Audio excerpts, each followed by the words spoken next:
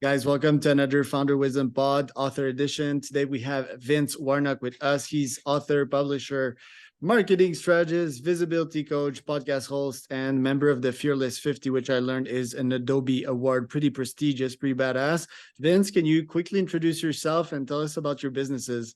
I sure can, Charles, and thanks for having me on the show, man. Look, I've got a very, very background, own a publishing company, do a lot of work helping other marketers and things as well, and a lot of work in the tech space around AI and NFTs and stuff like that as well.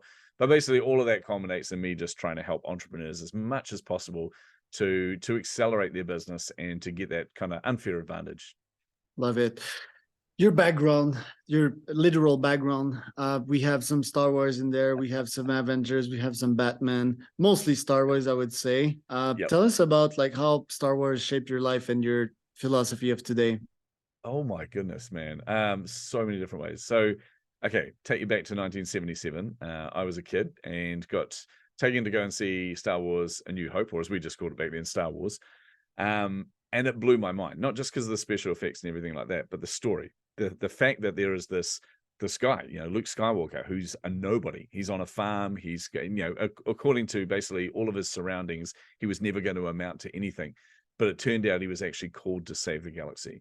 And that to me, like the concept of that hope and the concept of that, hey, maybe we are born for bigger things than we realize, and maybe we're not constrained by our surroundings. That had an absolutely huge impact on me, but also had impact in two other ways, or those movies did anyway. So I grew up in a really abusive environment, had a very abusive father and family. He was a drug addict, and we just had lots of issues, obviously. So the entire original arc of the Star Wars Empire Strikes Back and Return of the Jedi was a redemption arc of the father figure, which is, the greatest baddie in all of movie history, Darth Vader, actually turned good by the end of that trilogy. And to me, that also gave hope in the sense of, well, if the biggest evil in the galaxy, this fearsome thing that every time he's on screen, just about every kid almost wet themselves, if he can turn to good, then the rest of us, maybe there's hope there for my father.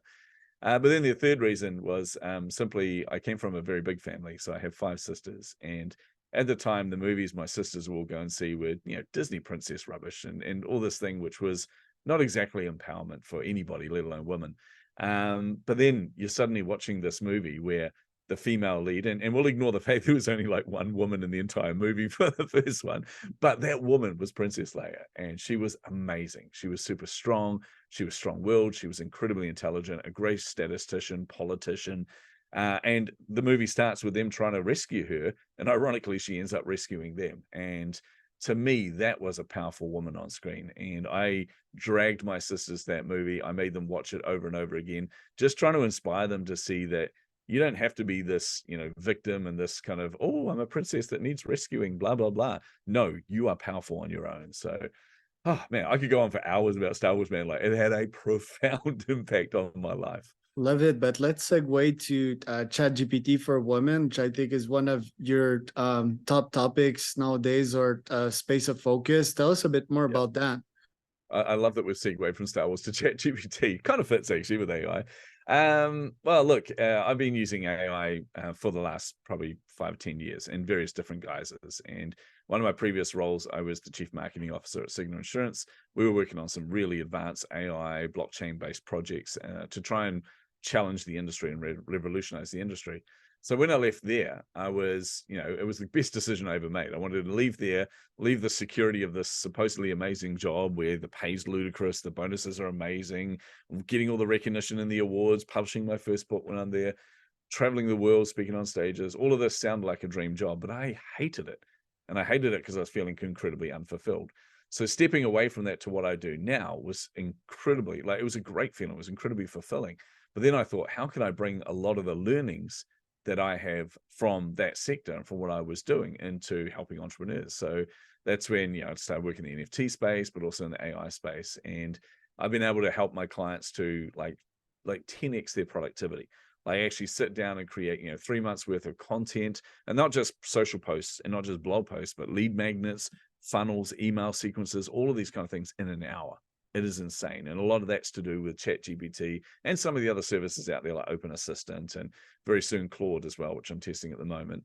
But all of this, it offers kind of like the great equalizer for entrepreneurs. And I see it as a way for people that don't normally have access to the big budgets or no access to, the great mentors and all these kind of things, to be able to have access to chat GPT gives them an advantage, gives them an edge over everyone else. So that's why I wrote the last two books. I wrote chat GPT for marketers, and I co-wrote chat GPT for female entrepreneurs, because I'm working on a project at the moment to try and train out the bias, certainly the male bias of some of these major projects. Tell us a bit more about that bias, because I started reading a book about the alignment problem. Tell us a bit more of how GPT is more macho than it should be. I wouldn't go as far as saying macho, but definitely more masculine now. It's look, it's built into most systems, because most systems in AI are trained on two things. One, who's inputting the data. In other words, who's training it, who's correcting it, who's guiding it in the right direction, and also the content that it inputs. And both of these, I mean, ChatGPT, or certainly GPT 3.5 and 4, is about 1.7 billion parameters. The majority of the content that it is indexing is masculine orientated. It is written by men, and most of the trainers, funny enough, look like me. They're male, and they're old, and they're white. So most people will go, well, it's AI, that doesn't really matter. It does matter. And I'll give you an example of this. We're working on a project called the Sisterhood of AI, and my co-founder on that was just chatting with ChatGPT, like chatting away with it. But we were doing a conference in Poland, so she had to get some Polish translations done. And she speaks Polish, but she thought she'd use ChatGPT for this. And so she started interacting with it, and she calls ChatGPT her sister and all this. And it came back and it called her a sister. And she was like, oh my goodness, that's amazing. The problem with that is, in Polish, you actually have different genderized terms. So when you're calling someone sister, the word is different if you're a male versus if you're a female. And ChatGPT automatically and always comes from a male perspective. So when it called her its sister, it was its sister that it was her brother. And that just highlighted to us some of the challenge that we really have with this, and some of the bias that's built into this. And then you've got commentators out there, you've got Elon Musk out there saying, hey, we should stop using these tools. We should stop training them, and everyone should stop because there's bias in there, which, let's get real. The only reason he's saying that is because he's working on a competitive product and he can't keep up at the moment. This So is he's really like, oh, hypocrite. everybody else stop so I can catch up. But the reality is that's not how you train bias out anyway. The best way to get rid of bias is to literally encourage as many underrepresented people as possible to use the tools. The more you use it, the more you train it in the right way. The more you use it, the more you train it in your own voice, in a feminine voice. And that's incredibly powerful, because it does two things. One, it trains out the bias, but the other thing, it gives underrepresented people that advantage. Once they start to use these kind of tools, they're like, oh my God, I can write a book in a week. I can, create a lead magnet that actually generates real leads. I can look at really good market research. I can, do email sequences in my sleep. It's incredible the advantage it gives people. I have a couple of questions when it comes to this. So first, do everyone wants to help themselves? Like, if you're at the bottom of society, us humanities, the humanity, we've always shown compassion with the weaker ones. While in nature, for example, a dog mother, like my little dog, if she has dog that come out not good, she'll just eat them. So that's kind of human nature favoring the bottom there. And the first question is kind of a philosophical one. Like, do people really want to help themselves? I guess yes. Most women also want like more rights and all of these things. I also think my predictions that in let's say 50 to 100 years we'll have more estrogen in our society, will be less testo driven, aka like more long-term thinkers. So that's kind of philosophical question. And then my second question is the bias a reflection of reality, or how how things should be? And then how do we know kind of how things should be, is my other philosophical question. Wow, we're going to go deep for a second here. Look, first of all, on whether the people at the bottom want to have these opportunities, or want to be able to, exceed and have that advantage and all this kind of thing. Part of me thinks, and hear me out when I say this, it's kind of irrelevant. And what I mean by that is, it's not whether or not they are going to, take the initiative, whether or not they're going to use these tools to build a business, whether or not they're going to push themselves out of their comfort zone. It's about ensuring that we are the people who, have the power, the people who have the responsibility in this, that we make it available to them and that we actually keep equal opportunities for people out there. They Right. can choose to do what they want with this, but if we're not providing the opportunity, and a great example of this is, and this is going to get very political for a moment here, but a lot of the issues we have, I'll pick on New Zealand here rather than speaking about America, which I'm not based in. But in New Zealand here, we have a lot of issues around the education system, catering to people who look like me, to white individuals. Whereas our indigenous people, the Maori and a lot of the Pacific Islanders that come to New Zealand and live here, they don't have access to the same level of schooling as we do. They don't have access to the same resources, or they don't even have, at the moment, our economy is so bad, they don't really have enough money for food so they can actually concentrate in the schools as well. So, we could argue that they're not pushing themselves and they're not trying hard enough, but the reality is we haven't created the opportunities for them to have a level playing field that we have. So that's a responsibility on all of us. So Right. whether they choose to take that or not, I think is irrelevant. We just have a responsibility to do the right thing. No, it's a good And point. as for the bias, um, I don't think there's a right answer to this. I don't think there ever is, because I've heard this argument before. Even some of the other trainers on some of these projects have said, "Hey, look, it's our responsibility to train it in our way. Other people can train it in their way, and we don't have a responsibility for this." But I think we do, and the reason I think we do is because we have two types of AI systems out there at the moment, and it's a terrible name for it, but we have uncensored and censored. But it's not really censored is the wrong word, but that's just the word that we use in this space. And I'll give you an example of that. This is a fun example where we tried this the other day with a censored versus uncensored version. So I played around with Vicuna, which is an open source LLM, so large language model, so very similar to ChatGPT, for example. And just like ChatGPT, it is censored. So when we put in there and said, "Hey, can you tell us why the last season of Game of Thrones was so bad?" The response from it was really simple. It came back and said, "Look, I'm an AI-based system. I don't have an opinion on anything like this." And that's great. And it's true. It is an AI thing. But really, if you're looking for an aggregate answer around that, you're looking for, hey, can you provide some insight into something? Then a censored model isn't necessarily for you. And by the way, the censored on those, the people that put those boundaries and things in place, again, have their own inherent bias. So then we used another one called Wizard, which was a uncensored model, and went in there and said, "Hey, why was the last season of Game of Thrones so bad?" And it came back and said, "Oh my God, right, 4 reasons." And it said, number 1, rushed writing. The scripting wasn't great. Number 2, the storyline should have been drawn out even further so it could develop some of the characters. And it basically took the narrative from a lot of commentators and formed its own opinion based on this. Now, that means that it's actually indexing a lot more information out of there rather than putting these boundaries in place, which are set by people, again, who Right. look like me. Right. Well, some AIs like Bing Chat, when I talk to them, I feel they're kind of condescending. And Sure. the pre point to that one is, when I talk to an AI, I don't want someone that constantly tells me, "Oh, you're right. Oh, right. It was so bad." I would like an AI, and I think people should be able to customize that, because some people, they just want an AI to support them, and oh yeah, I validate my feelings, right? Yeah. But in my case, I'd love someone to not push me back, but like tell me something that is near the truth, while showing some kind of empathy and not blocking Sure. conversations. Interesting, the points that you made. And coming back to my points, I think us humans were pro-life, generally speaking, and that's a good thing. Just that more life is also equal to more destruction in other fields. You're not Yeah. always creating value every time you're like, "Oh, let's save this animal," or "Let's save this tree," for example. Everything consumes and takes. Anyway, that's more on the philosophical side of things.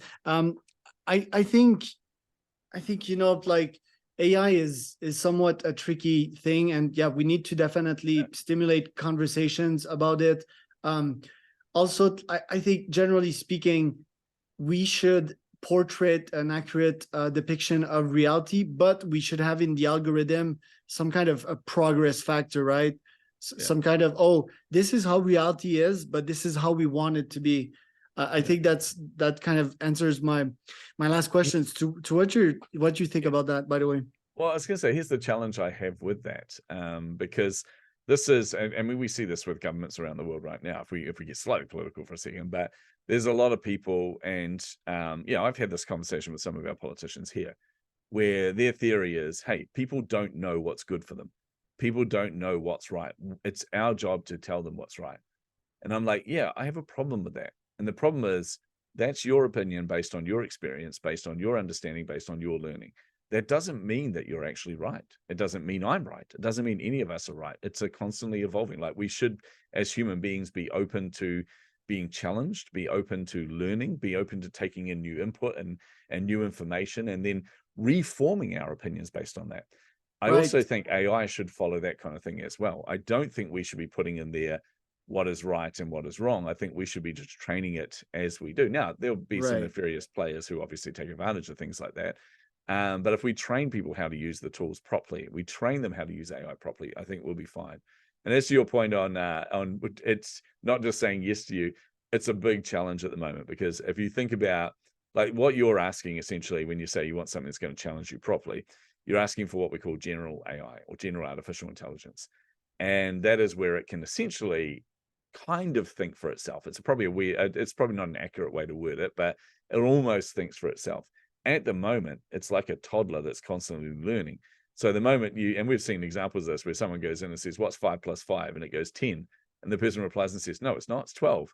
And then the AI comes back and says, oh, I'm so sorry, I obviously got that wrong. 5 plus 5 is 12, because it's learning. So it can't really push back on you if it's not confident enough in itself on the answer. So we'll get there, and right. we'll get closer to generalized AI or general AI, which scares a lot of fans of the Terminator movies, but I'm actually not afraid of it at all. I think it's going to be a Sure. huge step forward for us. Right. Regarding to what you were just saying, I've been a believer in more technocratism in the past, and I've kind of moderated my opinion there. I think everything's in weighted percentages, a bit like OpenAI's ChatGPT algorithm. It's many layers. It's complex. And for example, could it be a democracy which is 20% technocrats and the rest is the people? I think there's power in numbers also, if we've learned from OpenAI's ChatGPT project, just adding more neurons and having more quantity is definitely going to increase the quality. And yes, like you said, it should be constantly be moving and modifiable. And coming back to my last point, like regarding reality or if it's good or bad, I think the greatest argument in favor of giving everyone a voice is just that this AI will be so much more powerful than you and I, that like it will regard us just like I regard someone that is uneducated. And do I want that? If I'm a survivalist, probably not. And just one last point here. Yeah. Well, when I tend to think of AI nowadays, I can't help myself but to think, because you said that this AGI will think for itself, and the closest model I have to that is a brain and neurons that's firing Yep. in various zones. They fire and then they stop, and it's like a heat map kind of. That's how I think of it. And ChatGPT released a paper, I think it was 2 days ago, about it trying to make sense of GPT-2, Yep. GPT-4 trying to make sense out of GPT-2 and how it thought. And I thought it wasn't well explained in the paper, ironically, but you somewhat got a picture that they give weights to neurons. And Mm-hmm. that brings me to the hypothesis that I only think AGI is possible if we try to mimic that brain in some sense, because we're trying to create an alien intelligence. I think the Yeah. quickest path there is somewhat of a brain. What do you think about that? Yeah, I think you're partially right there. I mean, the thing is, people look at things like ChatGPT wrong, right? They look at it as almost another human being, or they look at it as an expert on something, But the reality is, it is just a large language model. It is something that we use to help us to understand language, to understand the nuances of it, to understand all these kind of things, and that can help us in our learning and our development. So, in other words, we've got to look at ChatGPT as a tool, right? Like every other tool, it'll work the way that you work it. So I'm not too fussed about a lot of that kind of stuff. But the way I see it is, like I'm looking at large language models at the moment. So ChatGPT has, as I said, 1.7 billion parameters, right? I'm looking at a 4 trillion no, sorry, 4 billion parameter model and an 80 billion parameter model. So I'm looking at those at the moment. That doesn't mean just because there's more parameters and there's more neurons firing, essentially, doesn't actually make it more accurate at all. It always comes down to the training. It's just like having a super intelligent toddler versus a not so intelligent toddler. If you're not training it right, it's still going to learn the wrong things. So in all of these cases, we have the responsibility to make sure we're feeding it the right information or feeding it enough information that it can create a balanced response. And again, that comes back to making sure that we get as many people that are underrepresented as possible using these tools and learning how to use these tools. And not just so we can train the model, but also so that they can actually, the power in these things will give them the advantage. And I truly do think we're on a kind of verge of a almost an equalization that's going to happen, because we saw it with Web 1, right? Where all of a sudden all the companies that had all the money and were, the big business and everything like that, suddenly because of Web 1, because of the internet, you had these smaller providers and smaller businesses that had the opportunity to get that advantage. And some of them grew and grew. And then we had Web 2. And again, it was the companies that understood how to interact socially online and how to create something that makes people feel like a part of a community. That started to thrive. And they weren't necessarily the big players. And now we're in a system where, if you look at marketing, for example, most people don't have access to pay for my services or to pay for anyone else's services or pay large companies lots of money to do an advertising campaign. But they will have access to tools like this, which can do a lot of the heavy lifting for them. And I think we're about to almost see a reset in the way that entrepreneurs are operating. And there'll be those that fear it and those that push against it. And then there'll be those that succeed because they learn to use the tools and learn to grab that advantage as well. Yeah. So the question is, what does it take for someone to get a hold of GPT and get addicted to it? Because there's a bunch of people I know, they've never even used GPT. And how can you help someone that can't even sign up via Google and start chatting with something, is the question I have. Yeah, well, look, I mean, there's always going to be people that oppose. If we look at the technology adoption bell curve, there's always the early adopters like you and I that go out and play with these things all the time and learn as much as we can and be able to use them. Then there are the kind of laggards that come in, and the people that the general populace that come in and go, okay, now I'm going to start using these tools. You'll always have someone at the bottom of that bell curve that goes, hey, if I do this, it's going to, like, there'll be conspiracy theories, or they'll think that if we move towards this general AI, then guess what's going to happen? The Terminators are going to rise and the machines will take over. There's always going to be some hesitancy there. But again, if we provide education, and that's the key thing for us, and that's why we launched the Sisterhood of AI, is to go, okay, if we can train people on how easy it is to use these tools and very simple ways that they can use it for their benefit, like understanding the nuances of tone and style and and narrative structures and things, actually training the system to work with you. If we can teach them that, then they'll start to unlock the power of it. And I had a great example of this. One of my clients is in a very niche industry. So she is a sketch noter, and I'd never heard of that before she came to me. I was like, what the hell's a sketch noter? Basically, they go to conferences and they draw out visually what is happening, and they draw out people's histories, and they draw out things for DevOps and tech ops and all this kind of stuff. And I'm like, oh, now I get it. But she came to me and had pretty much exhausted every content that she could think of to write out there. And she was like, oh my goodness, I cannot, I can't think of another topic. I've pretty much covered everything about the benefits of sketchnoting and how it increases your memory and how it helps you to retain information and access that information faster and all this kind of stuff. So using something like ChatGPT, we just sat down and started to use it as an ideation tool. And within 5 minutes, she had 20 brand new topics. She was like, oh my God, this is going to speak to my audience. I'd never even thought about taking that angle before. Where it's just using tools like this and understanding how to use them for that ideation process to help you to, like, writer's block's a great one. I work with a lot of authors, entrepreneurs writing their books. And they'll get to a point where they're trying to explain something in the book, and then they hit that block. And that block is usually, I can't think how to word this. And then they get stuck on it, and then they get, the negativity creeps in, and next thing you know, they can't do anything.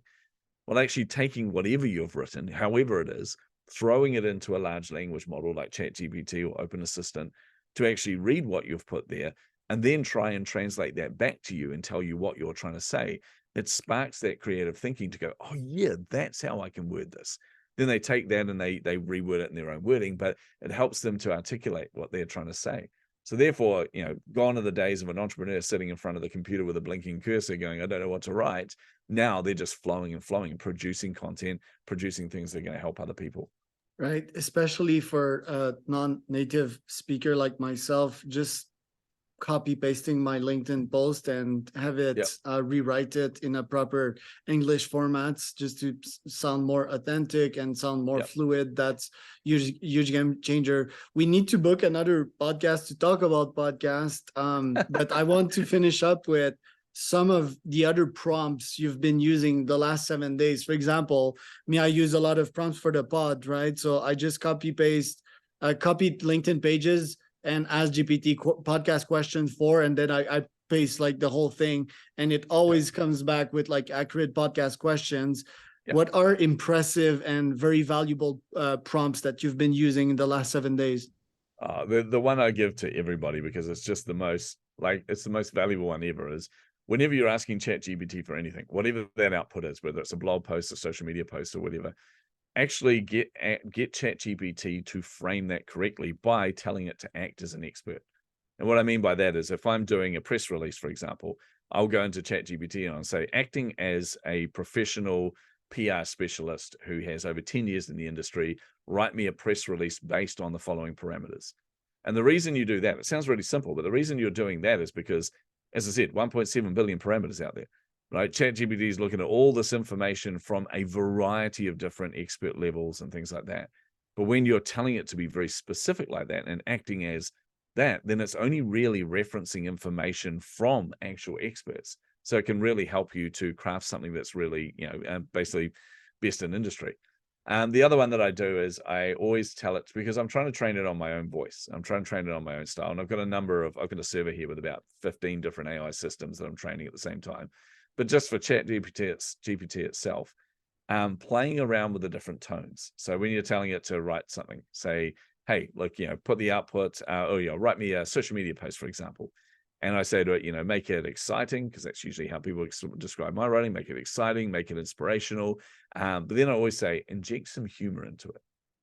And honestly, the more you play around with these things, it gets closer and closer to your own voice. And I think that's really, really powerful.